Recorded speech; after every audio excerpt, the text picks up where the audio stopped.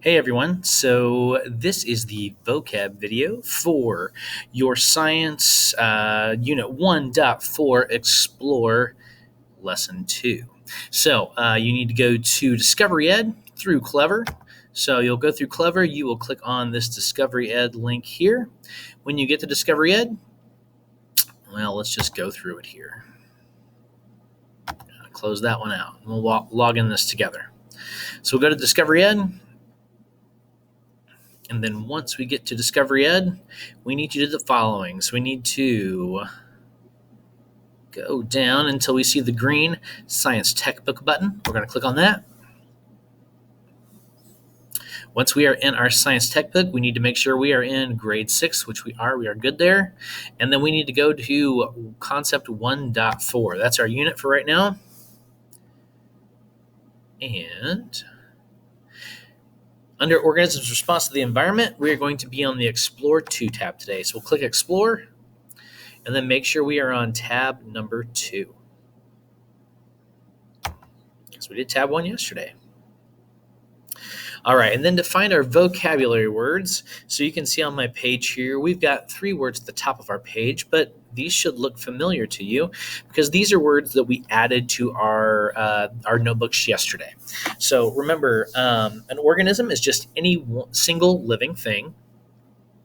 A stimulus is something that causes the organism to react, and the response is the reaction to that stimulus.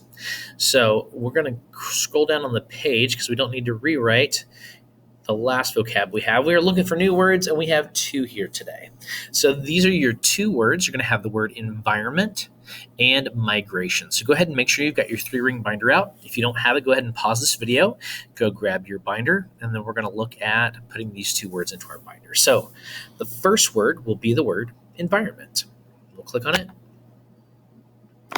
And just like you saw yesterday, it's going to pop up to a page here, and we're going to need to go to the Details tab.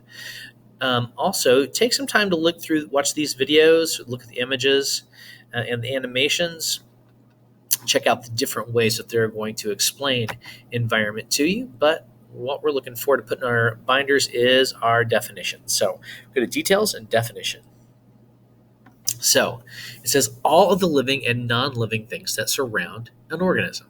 So that's what you're going to write down in your binder. Go ahead and pause this video while you've got this up in front of you, or you can look on Discovery Ed there and go ahead and write that down. So again, the definition for an environment are all the living and non-living things that surround an organism. And if you look down here, if you need some extra explanation, it says on your way to school, you may take a deep breath of air, feel the sunlight on your skin, watch a bird flying overhead, wave to your neighbors, stop for a drink at the drinking fountain before entering your classroom. All these things make up your environment. The environment is all around us. It's everything that allows plants, animals, and humans to survive. All living things have the same basic needs. We need food, water, shelter, air, and a space to live in. The environment helps us meet those needs. People, plants, and animals can change the environment, and sometimes the changes we make are not healthy for the environment. I'm sure you can probably think of some things that people do that are not healthy for the environment, but there are also some things that people do in certain areas that actually help make the environment a better place for things to live. All right, so there's our first word, environment. Again, pause the video if you need to, write that down in your 3-ring binder, and we'll head on to our next word for today. So our second word today is going to be migration. You guys may have heard this word used in the past, and we are actually about in the season where we are going to see a migration happen. So the definition of a migration they give you here for Discovery Ed is the movement of a group of organisms from one place to another, usually due to a change in the seasons. And we are about to have a change in the seasons. We're switching from summer officially into fall. We're getting ready for that official change in date. And as we change from summer into fall and then fall into winter, we're going to see a number of migrations happen.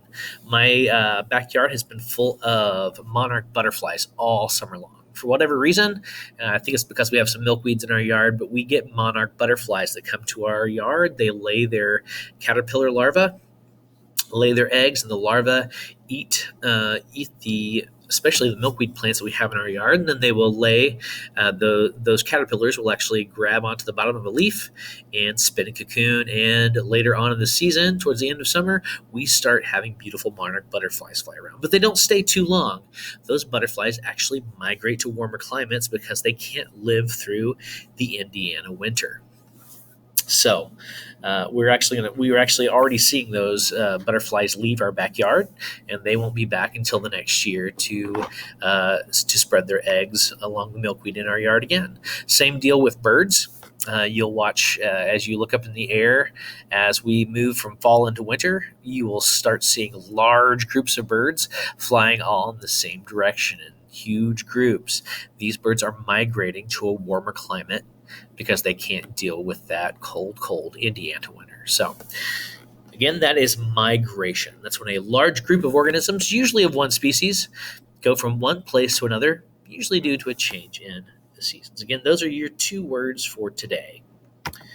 When you've got both those words in your journal, you should have a better understanding of what you're going to be reading today. So you can go ahead and then start reading through lesson 1 or unit 1.4, the Explore lesson number 2. Again, that's what we'll be reading today. So read all the way through, watch all the videos, and then when you are done, answer the questions that are linked in Canvas. All right, guys.